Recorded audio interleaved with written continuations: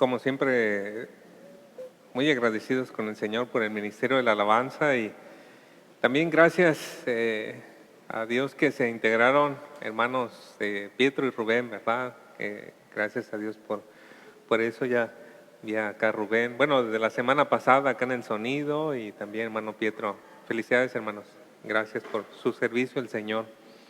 Y gracias a todos los hermanos ahí que estaban participando en este tiempo para guiarnos a la presencia del Señor. Bueno, hermanos, llegamos al tiempo de la predicación y quiero compartir con ustedes, primeramente, hay dos personas, bueno, hay muchas personas que han influido fuertemente en mi vida, y algunos viven, otros ya no. Hay dos en particular que pues ya no viven, no me tocó ni siquiera conocerlos, pero algunas de las cosas privadas acerca de su vida fueron puestas a la luz, fueron publicadas en libros para que otras personas supieran acerca de la vida privada de estos hombres. Y lo que pusieron a la luz no es una cosa vergonzosa, sino algo muy honorable en su carácter. Estos dos hombres vivieron en el siglo XVIII. Uno de ellos es Jonathan Edwards y el otro es David Brainerd.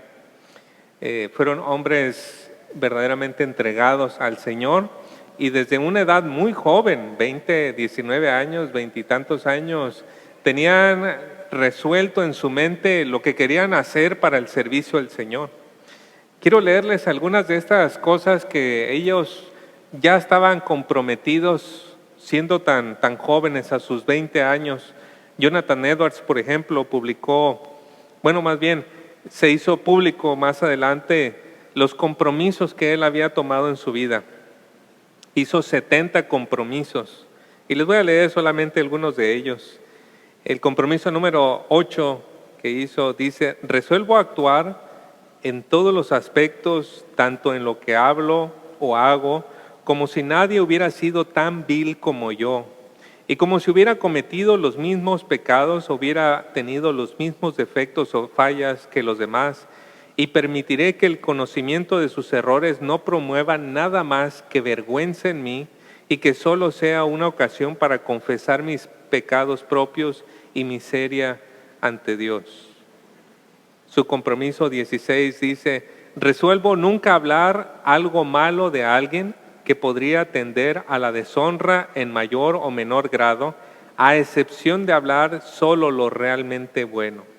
Y el compromiso 31 dice: resuelvo no decir nunca nada en contra de nadie, sino cuando esté perfectamente de acuerdo con el más alto grado de honor cristiano y de amor a la humanidad, de acuerdo con la más baja humildad y sentido de mis propias faltas y defectos, y de acuerdo con la regla de oro. A menudo, cuando haya dicho algo en contra de alguien, traerlo a colación y probarlo estrictamente con la prueba de esta resolución.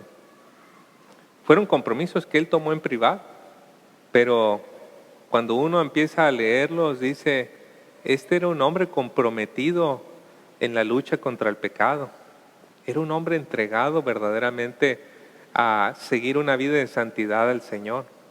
El otro joven que les comenté es David Brainerd, y lo que ha sobrevivido de él era su diario, las cosas que él escribía en su relación con Dios cada día. Aquí vienen pues todos los días de esa trayectoria, bueno, varios días, porque hubo días en que en su lecho de muerte dijo: no, por favor, que eso no salga a la luz, qué vergüenza. Pero normalmente estas eran sus días, hermanos. 8 de abril, y si no me equivoco es de 1743. Dice: me sentí bajo mucha presión debido a que era consciente de mi orgullo, egoísmo, amargura y espíritu partidista en el pasado, mientras trataba de promocionar la causa de Dios. Mi naturaleza vil y sus terribles consecuencias me parecían tan odiosas que mi corazón me dolía. Luego, el día 12 de abril, por ejemplo, también dice: me sentí oprimido por el dolor y la vergüenza cuando reflexioné acerca de mi conducta en el pasado, mi amargura y mi celo partidista. Me avergonzaba que un miserable como yo hubiese alguna vez predicado. Y si usted va leyendo su diario, va a encontrar muchos días así. Pero ¿qué decía la gente de él? Este era un hombre santo, muy consciente de sus propios errores y muy consciente de su lucha constante contra el pecado. Eran serios en la lucha contra el pecado. Y ahora, hermanos, cuando llegamos al tema de juzgar a los demás, ¿cómo tomamos el pecado, hermanos? ¿Lo tomamos con seriedad? El pecado nuestro lo tomamos con seriedad.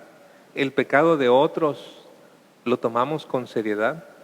¿O somos fáciles, ligeros en eso? Bueno, yo espero que mientras estamos viendo este pasaje, Dios vaya guiándonos para tomar medidas serias contra el pecado nuestro y también saber cómo tratar con el de otros. Así que si tiene usted su Biblia, por favor acompáñeme a Mateo 7. Ya estamos en la recta final del Sermón del Monte, ¿verdad? Mateo capítulo 7. Y en esta ocasión nos corresponden los versículos 1 al 6.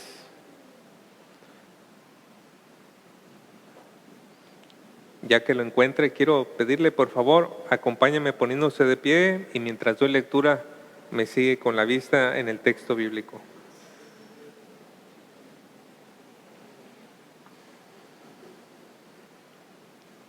Dice Mateo 7 del 1 al 6. No juzguéis para que no seáis juzgados, porque con el juicio con que juzgáis seréis juzgados, y con la medida con que medís os será medido. ¿Y por qué miras la paja que está en el ojo de tu hermano y no echas de ver la viga que está en tu propio ojo? ¿O cómo dirás a tu hermano, déjame sacar la paja de tu ojo y he aquí la viga en el ojo tuyo? Hipócrita, saca primero la viga de tu propio ojo y entonces verás bien para sacar la paja del ojo de tu hermano. No deis lo santo a los perros, ni echéis vuestras perlas delante de los cerdos, no sea que las pisoteen y se vuelvan y os despedacen. Vamos a orar, hermanos. Nuestro Dios y Padre, no queremos tomar a la ligera el problema del pecado, Señor, porque le costó la sangre a nuestro bendito Salvador y Señor Jesucristo. Él tuvo que morir en esa cruz por causa de nuestros pecados, para darnos limpieza, para traernos salvación por medio de la fe en Él. Y damos gracias por hombres como el apóstol Pablo que luchaban cada día contra el pecado para poder servir y luchar contra ello y ayudar a las iglesias en esa lucha. Ayúdenos también a nosotros en la parte de la batalla que nos toca, Señor, a poder luchar contra el pecado nuestro y el de otros. Guíenos por medio de su Espíritu mientras estamos avanzando en esta palabra. En Cristo Jesús. Amén. Gracias. ¿Puede tomar su lugar?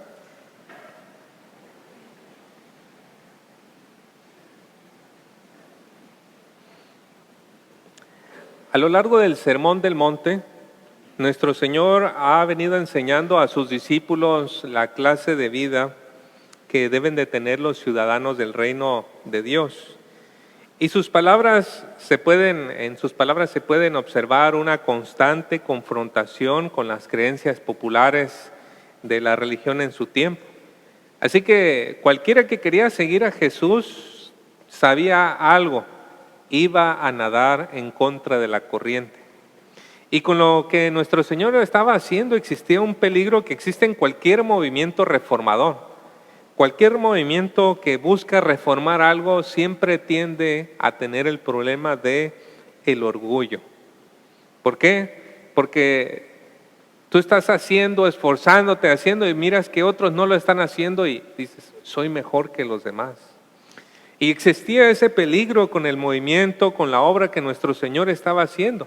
Que hubiesen cristianos que obedeciendo los estándares de Cristo, los valores de Cristo, de pronto se pusieran a mirar a los demás y dijeran, yo sí lo estoy haciendo. Y tuvieran este problema del orgullo. Y cuánto más, dense cuenta que nuestro texto de juzgar está después del tema del dinero. Porque si hay algo que se juzga constantemente es cómo la gente usa o no usa su dinero. Así que es muy probable que nuestro Señor haya hablado de este tema porque sabía que los discípulos iban a sentir esa tentación de que después de haber dejado todo por seguir a Cristo, de pronto voltearan a ver a sus hermanos con más holgura, con más tranquilidad, con más posesiones terrenales y pudieran entonces criticarlos o juzgarlos. Bueno, esa es una de las posibilidades, pero no era el único tema allí. Lo que nuestro Señor no quiere es que sus discípulos se vuelvan jueces de otros. No tiene el propósito nuestro Señor de afilar sus dientes para que entonces puedan morder a los demás y decirles lo que están haciendo mal. No, hermanos, la enseñanza de nuestro Señor nos deja ver que el carácter de los discípulos en relación con otros debe de ser prudente, debe de ser paciente, debe de ser reflexiva y debe de ser una conducta sabia. Eso es lo que vamos a notar en nuestro texto. Y para explicarlo hay 3 exhortaciones, 3 puntos que quiero comunicar en esta mañana. Primeramente, juzgar con justicia. Mire usted en los versículos 1 y 2, cómo se nos enseña a juzgar con justicia. Y usted se va a quedar como sorprendido, porque al principio, ¿cómo dice? Versículo 1, ¿verdad? No juzguéis, para que no seáis juzgados, porque con el juicio con que juzgáis seréis juzgados, y con la medida con que medís, os será medido. Aquí la palabra juzgar es la palabra krino, en griego, que significa o tiene diferentes significados como distinguir, decidir, considerar, evaluar, condenar, castigar. Y hay que tratar de entenderlo, pues cada palabra en su contexto. Y en este caso, la palabra tiene como la connotación de emitir un juicio condenatorio hacia otra persona. Y eso es lo que el Señor está diciendo, no juzguéis. Pero, hermanos, no podemos juzgar ninguna situación.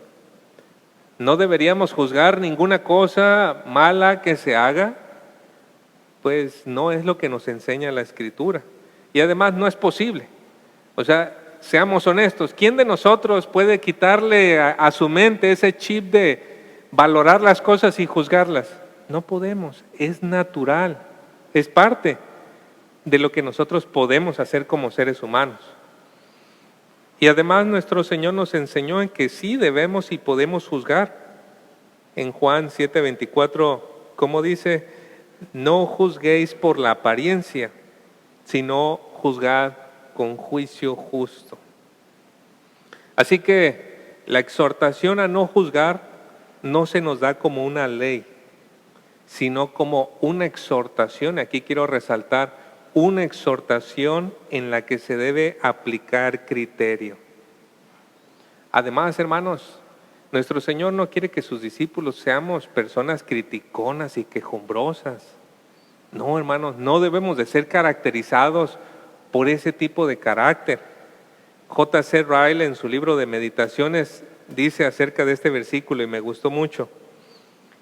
Lo que nuestro Señor pretende condenar es una actitud condenatoria y crítica, la disposición a culpar a los demás por ofensas insignificantes o cuestiones de poca importancia, el hábito de expresar opiniones negativas precipitadamente, el estar siempre listos para recalcar los errores y defectos de nuestros semejantes y de ese modo rebajarlos.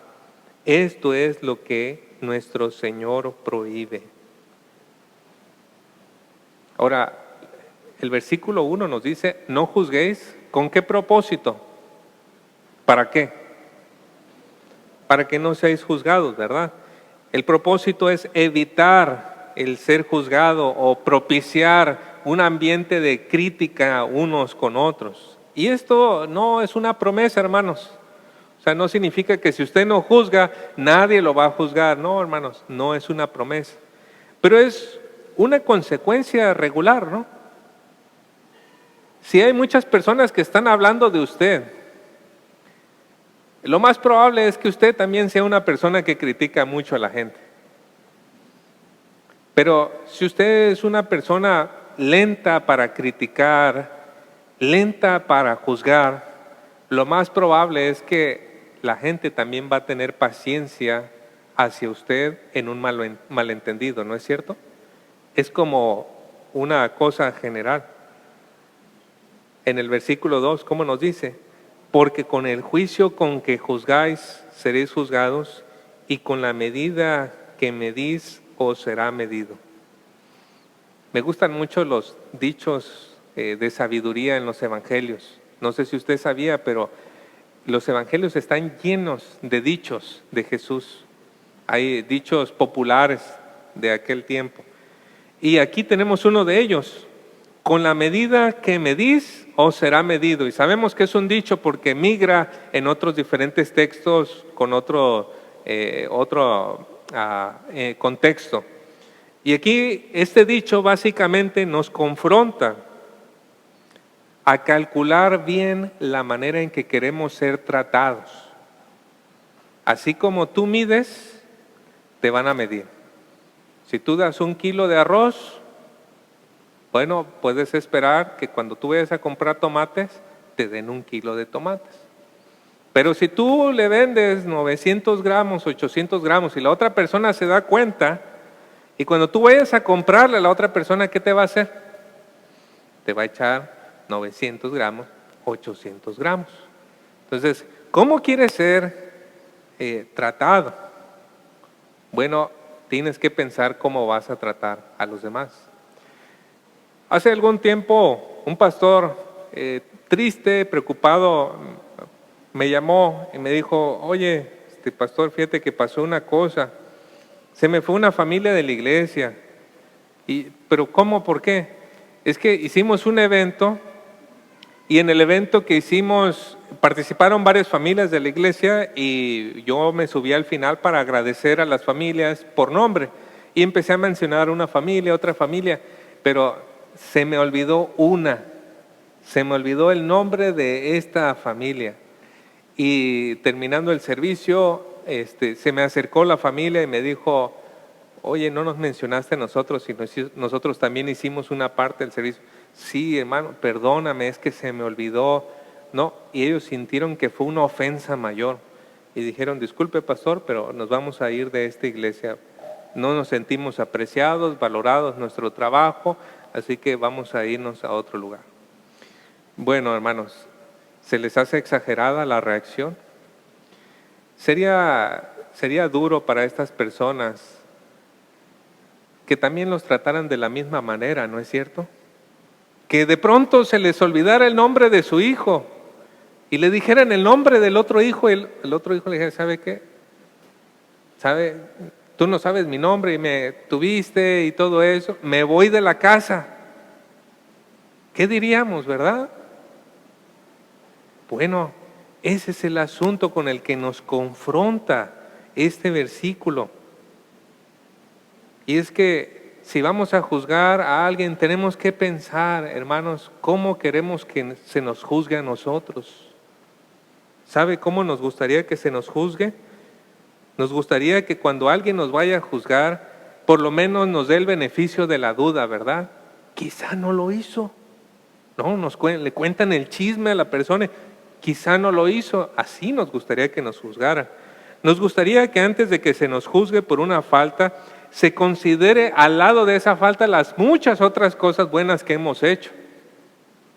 Nos gustaría que la gente se pregunte antes de juzgarnos si es realmente necesario expresar un juicio contra nosotros. Y nos gustaría también que antes de ser juzgados se nos preguntara al respecto y con mucho respeto, ¿verdad? Bueno, así nos gustaría. Tenemos que hacer eso por los demás antes de juzgar. Así que por eso el primer punto, si vamos a juzgar, hay que juzgar con justicia. Segundo punto, hay que juzgar sinceramente preocupado por el pecado. Mire versículos 3 al 5. ¿Y por qué miras la paja que está en el ojo de tu hermano y no echas de ver la viga que está en tu propio ojo? ¿O cómo dirás a tu hermano, déjame sacar la paja de tu ojo y he aquí la viga en el ojo tuyo?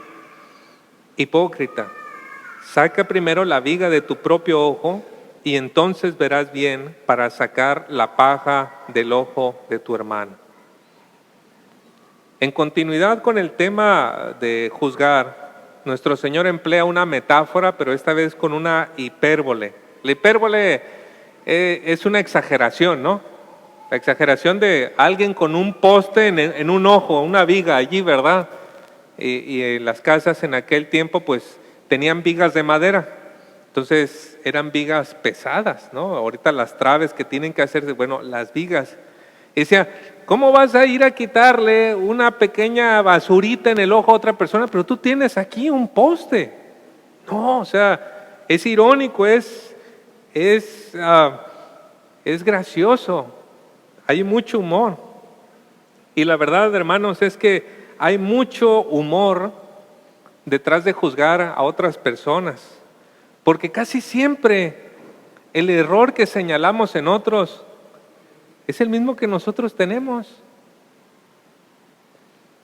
Sucede cuando juzgamos que lo mismo que nuestra apariencia, que nosotros no podemos ver nuestro rostro, pero sí podemos ver el rostro de otra persona.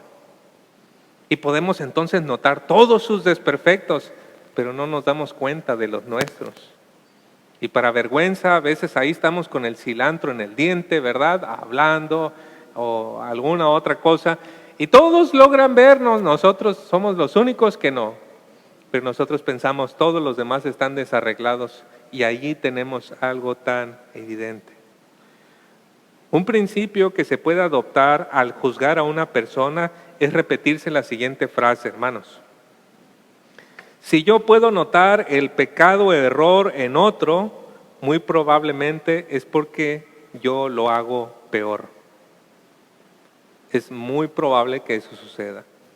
Si usted puede notar esa falla en la otra persona, lo más probable, hermanos, y en serio, o sea, échese un clavado adentro de usted, se va a dar cuenta que eso que tanto lucha, pelea con sus hijos, con su vecino, con su hermano, con su hermana, esto y lo otro, se va a dar cuenta que muy probablemente es con lo que usted más está batallando.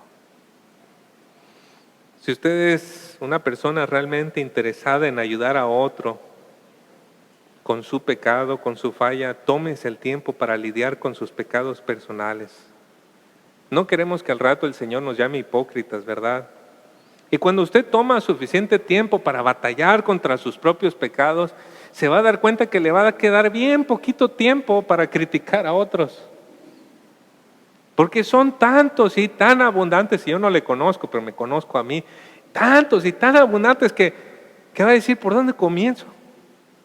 No le va a quedar tiempo para hablar, para andar criticando, ¿verdad? Para andar señalando. En el libro de este hermano, David Brainer, muchas veces dice, no sé ni cómo corregir a otra persona cuando me doy cuenta que tengo tantos errores. Y con esto no quiero decir, hermano, que no deberíamos de ninguna manera involucrarnos en el pecado de otros. Las Escrituras nos dicen muchas cosas, ¿no? Los pastores deben de confrontar a los líderes públicamente. También nos dice que Pablo le escribió a la iglesia de Corinto para que confrontaran un caso de inmoralidad sexual en 1 Corintios 5. Y nuestro Señor también dio pasos para confrontar el pecado en la iglesia, en Mateo capítulo 18. El punto es que para juzgar el pecado en otros debemos estar sinceramente preocupados por el pecado. Entonces, si estamos sinceramente preocupados por el pecado de otros, vamos a atender a las palabras de Gálatas 6:1 que nos dice, amados hermanos, si otro creyente está dominado por algún pecado, ustedes que son espirituales deberían ayudarlo a volver al camino recto con ternura y humildad. Y tengan mucho cuidado de no caer ustedes en la misma tentación. Así que noten, no es que el Señor nos diga, si tienes una viga, no puedes hacer nada y ahí te quedas. No, dice el Señor, quítate primero la viga y entonces vas a poder ver bien para ir y quitar la basurita en el ojo de tu hermano. No se nos prohíbe juzgar, pero tenemos que juzgar con una sincera preocupación por el pecado. Tercer punto, hermanos, debemos de juzgar con discernimiento. Mire el versículo 6.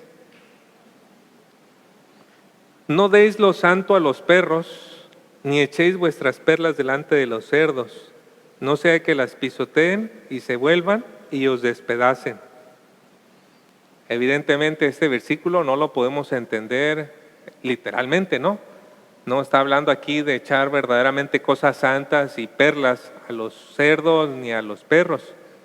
Pero nos está dando a entender que por su naturaleza, estos animales, el perro pues era un perro salvaje, él busca desperdicios, el cerdo busca desperdicios.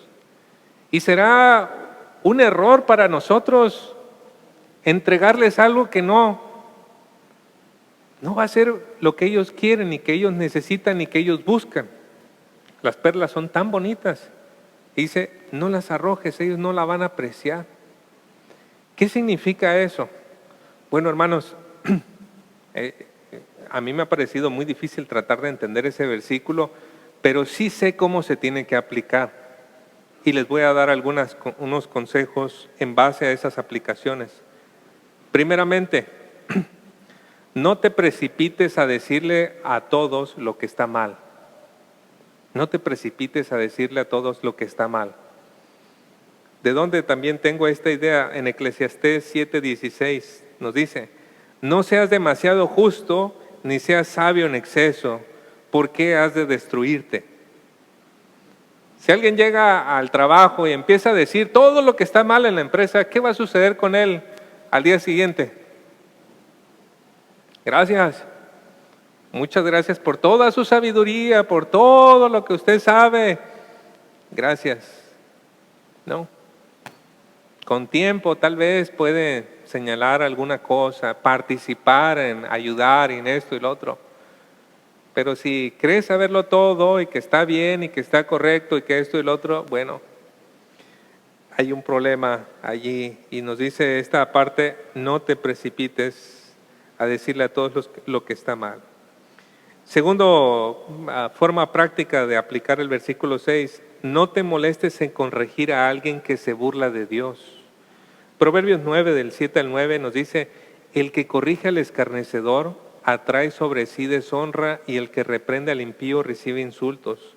No reprendas al escarnecedor para que no te aborrezca, reprenda al sabio y te amará. Da instrucción al sabio y será aún más sabio, enseña al justo y aumentará su saber.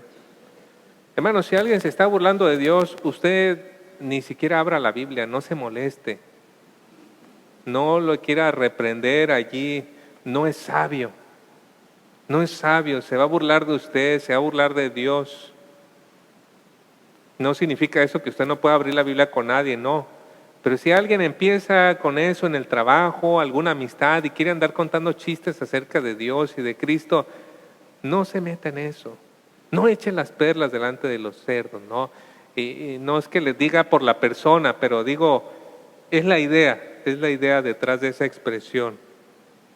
Tercer consejo, no te pongas a discutir con otras personas con la palabra de Dios, muy semejante a lo que dije antes. Tito 3:9 nos dice, pero evita controversias necias, genealogías, contiendas y discusiones acerca de la ley, porque son sin provecho y sin valor. Ahora se hizo muy común, ¿verdad? Que alguien escribe en alguna red social y hay tanta gente respondiendo ahí con su teología tan profunda y esto y lo otro y así. Pablo dice, no te enganches, no te metas en eso, no empieces a contender acerca de estos asuntos. La palabra de Dios no es para eso, no. De por sí, cuando hacen debates civilizados y bien, incluso con la Biblia, son muy peligrosos. ¿Cuánto más una discusión en una red social donde la gente ni se mira la cara? ¿Verdad? Entonces, no lo haga. Y cuarto consejo, no corrijas en momento inapropiado. Me gusta mucho este proverbio. Proverbios 27:14 dice: al que muy de mañana bendice a su amigo en alta voz, le será contado como una maldición. ¿Verdad? Y lleguen a su casa a las 5 de la mañana y le griten: vecino, Dios te bendiga. Esa es una maldición, ¿verdad?, que le está haciendo. ¿Por qué? Por inoportuno, porque no es el tiempo. Y así también, hermanos, si a veces queremos corregir, pero no es el tiempo adecuado, la persona ya se está yendo y es un asunto delicado o algo, y nosotros queremos ya porque sentimos esa premura, que ya tenemos esa prisa para que esa persona sea transformada a la imagen de Cristo, ¿verdad? Sí, no, hermanos, hágalo en el momento apropiado. Son 4 consejos que puedo extraer del versículo 6. Y de esta manera entonces el Señor nos enseña a juzgar con discernimiento. Entonces ya se nos ha hablado acerca de juzgar de forma justa, con una sincera preocupación por el pecado, y a juzgar con discernimiento. Aquí quiero empezar a concluir. ¿Por qué le interesa a nuestro Señor que juzguemos en esta manera? Con discernimiento, con justicia, con preocupación. La razón negativa es que cuando no se juzga correctamente, el pecado prevalece. Si aquí entre nosotros solamente decimos: no voy a juzgar, ¿yo quién soy? Soy la peor persona, no voy a decir nada, mejor así de lejitos, y aquel que hace, no, pues aquí me lo quedo nada más, y no digo. El Señor no quiere tampoco eso, hermanos. A veces no queremos juzgar porque no queremos también que la gente se dé cuenta de lo que estamos haciendo mal, ¿verdad? Y muy en el fondo queremos como seguir manteniendo esa privacidad de nuestra vida. O a veces juzgamos igualmente, queremos que la gente se centre en esa persona, pero no en nosotros. Y eso, hermanos, es como la gangrena. La gangrena va pudriendo los tejidos hasta que la persona muere. Si no lidiamos con el pecado a la manera de Dios, la gangrena va a crecer y va a terminar consumiendo nuestro cuerpo. Otra razón negativa es que cuando no se juzga correctamente, también se genera discordia entre los hermanos. Si somos ligeros para decir alguna cosa, hermanos, causamos discordia. Y el Señor aborrece 6 cosas y la séptima abomina su alma. ¿Y cuál es la séptima? Proverbios 6:19 nos dice: el que siembra discordia entre hermanos. Si usted juzga ligeramente, si usted habla de otra persona, si usted está criticando lo que hace, esto y lo otro, y no está procurando hacer las cosas bien, hermanos, usted está empezando a sembrar discordia. La razón positiva por la cual nuestro Señor quiere que hagamos juicios conforme a su palabra es que eso nos permite vivir en armonía y nos permite ver el amor de Dios entre nosotros. ¿Qué cosa hay más bonita, hermanos, que ver una iglesia donde la gente se ama? ¿No es cierto? ¿Qué cosa hay más bonita que eso? Cuando los hermanos se aman. ¿Qué nos dice el Salmo 133:1, verdad? Mirad cuán bueno y cuán delicioso es, cuán agradable es que los hermanos habiten juntos en armonía. Sentarse a la mesa con toda la familia, todos mirándose, respetándose, amándose. ¿Qué cosa hay más hermosa que eso, hermanos? ¿Qué cosa hay más hermosa que reunirnos y, como dice en las epístolas pastorales, levantar manos santas los hombres? Es decir, no hay peleas, no hay riñas, no hay enemistades, hay amor. ¿Qué cosa más hermosa hay si no eso, hermanos? ¿Y cómo se obtiene? Juzgando correctamente. El amor dentro de la familia de Dios es lo que hace que otros puedan ver que somos discípulos de Cristo. Y si tomamos en serio el pecado, hermanos, haremos lo necesario para exponerlo, confrontarlo y erradicarlo entre nosotros. Y que el Señor nos ayude con eso, que es una tarea de nunca terminar, ¿verdad? Vamos a orar. Padre Celestial, hay tantas cosas que se pueden decir acerca de este tema, Señor, pero ruego que las que se han dicho nos ayuden en la lucha contra el pecado. Nos ayuden, Señor, contra la soltura con la que muchas veces podemos hablar y decir cosas sin pensar, Señor.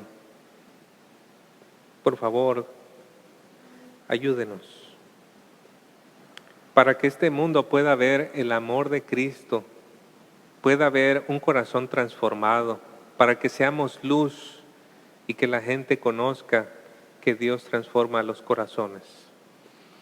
Te lo pedimos, Señor, en el nombre de Cristo Jesús. Amén.